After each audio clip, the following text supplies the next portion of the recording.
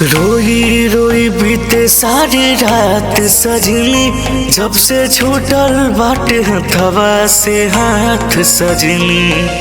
रोई रोई बीते सारी रात सजनी, जब से छूटल बाटे हथवा से हाथ सजनी।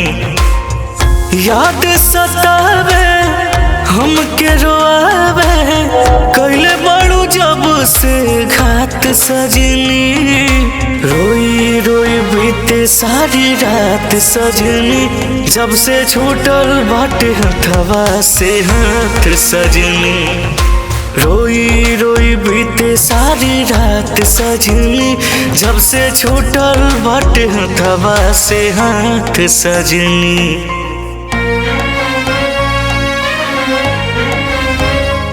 ये कौन है और तुमने कपड़े कैसे पहन रखे हैं? यार मेरा दम घुट रहा है तुम्हारी फाउंडेशन वाली दुनिया में। यार ये तुमको पता है ना, हम लोग गांव से बिलोंग करते हैं। गांव से हो तो गांव वाली ढूंढो ना।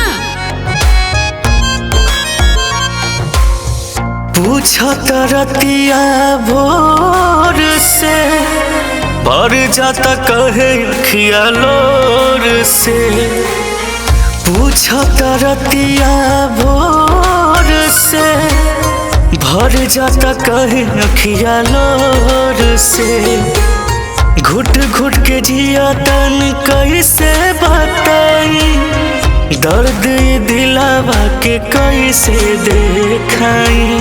हमके तड़पावे मीठी बात सजनी, हमके तड़पावे मीठी बात सजनी।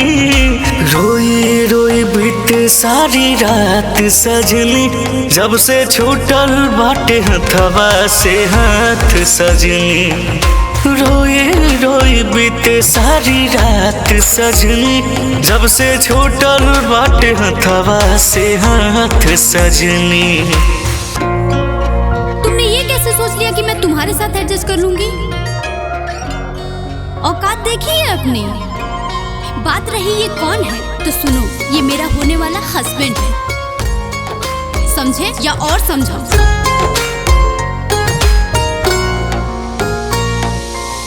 दोसरा के प्यार में पड़ गईलो जान हो, आखिरी मंजिल बाटे मोर शमशान हो। दोसरा के प्यार में पड़ गईलो जान हो, आखिरी मंजिल बाटे मोर शमशान हो। जियते जिंदगी आके कईलो श्राद्ध हो, एक ही दुआ बाटे रह तू आबाद हो। खुश रह दोसरा के साथ सजनी, हमरा के देखौलू औकात सजनी। रोई रोई बीते सारी रात सजनी, जब से छूटल बाटे हथवा से हाथ सजनी।